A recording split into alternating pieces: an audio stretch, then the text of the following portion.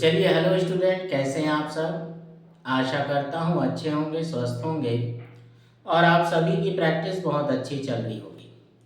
Practice के साथ साथ डिक्टेशन का अनुवाद करना बहुत ज़रूरी है। जो आप प्रैक्टिस कर रहे हैं उसका अनुवाद ज़रूर कीजिए, है ना। तो चलिए, इसी के साथ हम अपनी आज की क्लास शुरू करते हैं। 100 शब्द प्रति मिनट गति, दीपा प्रकाशन से अपना पहला डिक्टेशन, पेज नंबर 112। चलिए, रेडी, स्टार्ट। उपस्थित सज्जनों, बहनों और भाइयों, मेरे यहाँ आगमन पर आज आपने जो मेरा भव्य और कृपापूर्ण स्वागत किया है, उसके लिए मैं आप सबको हृदय से धन्यवाद देना चाहता हूँ और आशा करता हूँ कि आपका प्रेम इसी तरह से आगे के लिए भी बना रहेगा। आपके देश के कई प्रतिष्ठित नेता हमारे देश भारत में आ चुके हैं, जिनका हमें स्वागत करने का सुअवसर मिला है।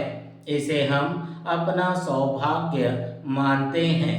अभी कुछ ही महीने पहले आपके देश के माननीय राष्ट्रपति का भारत में आगमन हुआ था, जिसे हम हर्ष के साथ स्मरण करते हैं। इन यात्राओं से हमारे दोनों देशों के बीच अधिक जानकारी और सद्भावना का संचार हुआ है तथा मित्रता और दृढ़ होती जाएगी।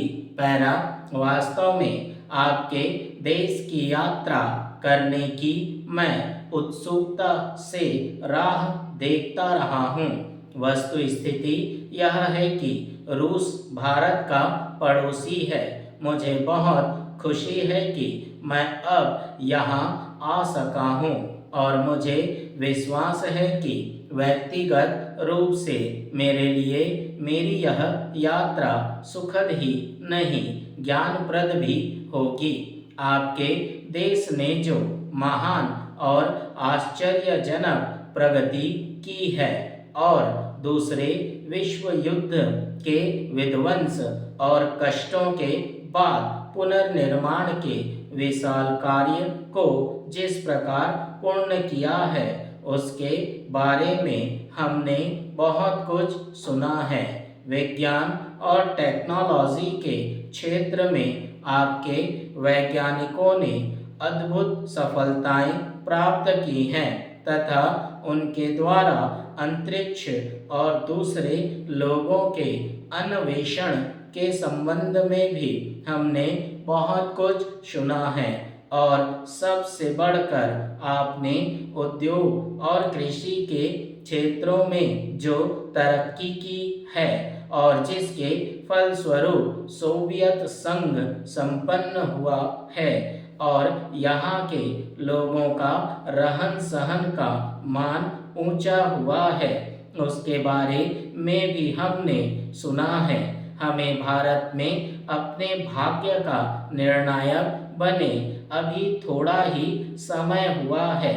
तब से हम औद्योगिकी द्वारा और अपनी खेती के काम में सुधार करके अपने राष्ट्रीय साधनों को और अपने रहन सहन को उन्नत करने में लगे हुए हैं। हमें खुशी है कि इन दोनों क्षेत्रों में हमें आपके देश से उदार सहायता मिली है।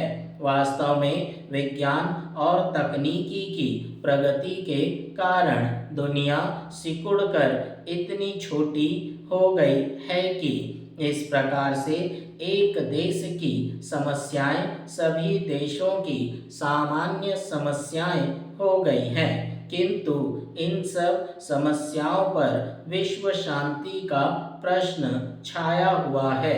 मानव ने जो प्रगति की है, शांति के अभाव में वह सभी जगह और शायद सदा के लिए नष्ट की जा सकती है। हमें इस बात का गर्व है कि विश्व शांति की स्थापना के इस कार्य में आपके महान नेताओं ने बहुत बड़ा हिस्सा लिया है। हम सच्चे दिल से आशा करते हैं कि इस देश में उनके और अन्य बड़े देशों के नेताओं के प्रयत्न सफल होंगे, जिससे कि मानव समाज युद्ध के भय से मुक्त हो सके।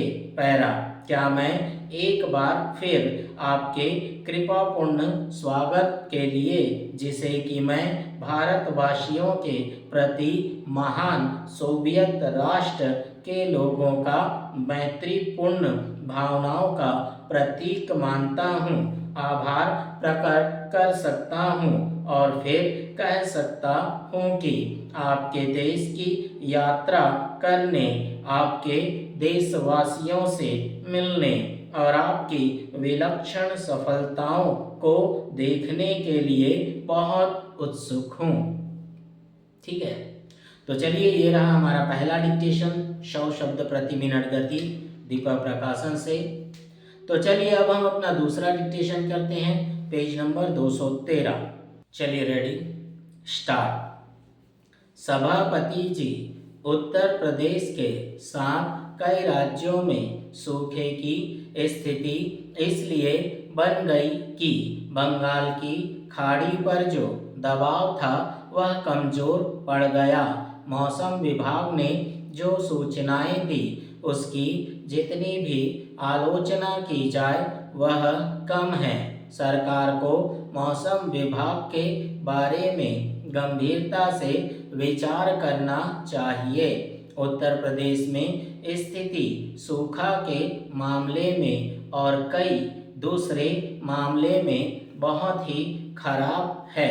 उत्तर प्रदेश के एकाध जिलों को छोड़ दिया जाए तो मंत्री जी आप भी हमारी राय से सहमत होंगे कि बाकी पूरा प्रदेश सूखे से ग्रस्त है।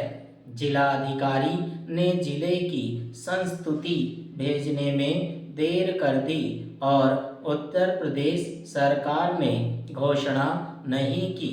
ये सब बातें अलग हैं, इसमें प्रशासनिक कमजोरियां हो सकती हैं, लेकिन जब उत्तर प्रदेश के लोगों की राय इस प्रकार की होगी और पूरा उत्तर प्रदेश सूखे की चपेट में आ गया तो पूरे उत्तर प्रदेश को सूखाग्रस्त घोषित करना चाहिए।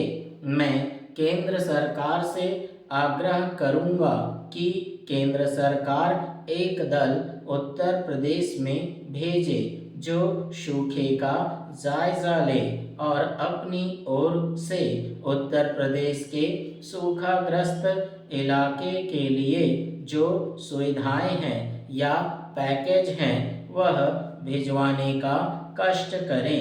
पैरा, मैं आपका ध्यान इस ओर भी आकृष्ट करना चाहता हूं कि उत्तर प्रदेश में बिजली की भी बहुत समस्या है। धान की फसल चली गई, मोटे अनाज की फसल भी जा रही है। अगर नलकूप ठीक होते और बिजली की सप्लाई ठीक होती तो नहरों से पानी मिलता और उत्तर प्रदेश में किसानों के आंसू पोंछे जाते, लेकिन बिजली की आपूर्ति की दिक्कत होने के कारण आज वहां यह स्थिति है कि नलकूप के द्वारा सिंचाई के लिए जो पानी दिया जाना चाहिए वह भी हम नहीं दे पा रहे हैं।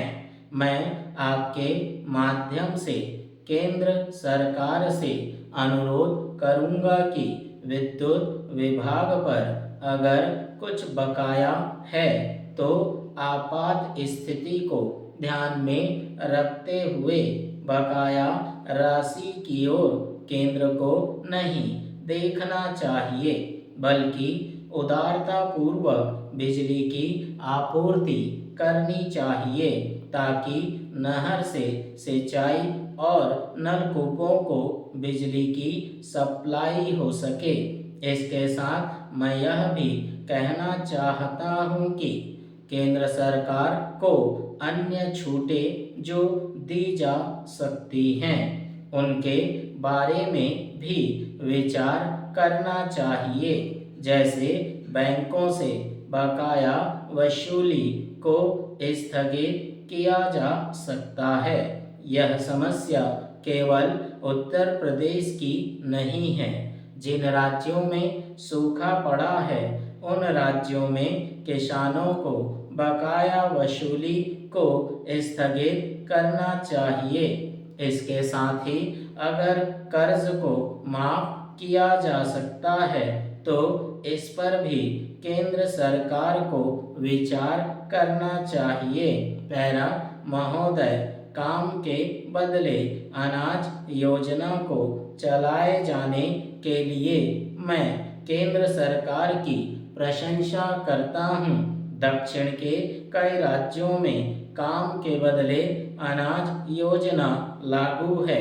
उत्तर प्रदेश, बिहार और उत्तर भारत के अन्य प्रदेशों में अगर इस योजना की आवश्यकता पड़ती है तो सरकार को पीछे नहीं रहना चाहिए।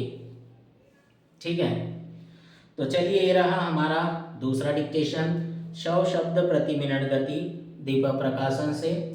तो चलिए अब हम अपने आने वाले डिक्टेशन के जो कुछ ये शब्द हैं उनके बारे में जानते हैं, उनके चिन्हों के बारे में। चलिए देखिए ये क्या लिखा है, भारत। ठीक है, आर्थिक व्यवस्था, आर्थिक स्थिति, उत्पादन, सामाजिक परिवर्तन, आंदोलन, बड़ा वृत्त, सहानुभूति, संस्कृति में एक सा का वृत्त फिर एक डैश निकालेंगे। ठीक, एक दूसरा सा का वृत्त फिर डैश निकाल के का मेरा का आंकड़ा और ता लाइन काट के क्या बना, संस्कृति, प्रणाली, विशेष रूप से मानव। ठीक है, संक्षिप्त हुआ लगाएंगे, जापान, काश्तकारों, विश्वविद्यालय, प्रति का सब चिन्ह इसमें वर्ष जोड़ दो, प्रगतिशील, ये क्या लिखा है, पंचवर्षीय योजनाएं। ठीक है, ये ऐसा, नागरिक ना बना के गा का अधिकरण, लक्ष्य, देखिए क्या दिया है, विचार, वह से काटिए, विचार विमर्श, उपयोगी, आलोचनाएं, ता मेरा का आंकड़ा लगाएंगे। ठीक है, ट और या, त्रुटियों, प्रयोगात्मक, पा मेरा का आंकड़ा, या का अधिकरण हुआ, प्रयोग हुआ। अब आत्मक के लिए ता से काट दो, प्रयोगात्मक, अपना का सब चिन्ह। ठीक है, अब ये क्या बना, अपना का सब चिन्ह और यहाँ दिया है अपनाने। ठीक है, दृढ़ता, द मेरा का आंकड़ा, अढ़ा और ता क्या बना, दृढ़ता, पूर्व। ठीक है, शब्द चिन्ह हो गया और ये पूर्वानुमान, ये पूर्वानुमान, निरंकुशता, न मेरा का आंकड़ा। ठीक है, निरंकुशता, निरंकुशता, पश्चिमी, ये क्या बना, पश्चिमी, विनोद वृत्ति, संक्षिप्त व न द और वृत्ति, मानसिकता, मानसिकता, लोकतंत्रीय, ये लोक अधिकरण किए, लोक ला का लोकराज। ठीक है, ये लोक राज। ठीक, अब इसी को आगे बढ़ाते हुए व्यवस्था जोड़ दो, लोकराज व्यवस्था, कैसे किए, ये अधिकरण किए, ये राज और इसमें व्यवस्था जोड़ दीजिए, लोकराज व्यवस्था, योगदान, वास्तव का क्या है, ये सब चिन्ह है, इसमें क्या जोड़ दिया, वास्तविक, वास्तव के सब चिन्ह में वा का अधिकरण फिर कर दो तो क्या बन गया, ये वास्तविक। और ये क्या बना, राजनीतिक मात्रा, या भी ये देखो मात्रा नहीं लगाएंगे, क्या बना, राजनीतिक, लेकिन नैतिक के लिए हम मात्रा दे दो। ठीक है, और ये क्या है, उपयुक्त, ये हुआ। ठीक है, और गंभीरता, और ये गंभीरता। ठीक है, तो चलिए ये रहे हमारे आने वाले डिक्टेशन के कुछ शब्द और उसके संकेत जिसे मैंने आपको बताया। इसकी प्रैक्टिस कीजिए, अच्छी तरह प्रैक्टिस कीजिए, एक एक दो दो पेज, फिर आप अपने डिक्टेशन को एक एक डिक्टेशन को 3-4 बार प्रैक्टिस कीजिए। साथ में उसका अनुवाद जरूर कीजिए, जो भी चीज़ आप डिक्टेशन लिख रहे हैं प्रैक्टिस कर रहे हैं उसका। ठीक है, तो चलिए इसी के साथ हम अपनी आज की क्लास समाप्त करते हैं। मिलते हैं अगली क्लास में नए डिक्टेशन के साथ। चलिए आज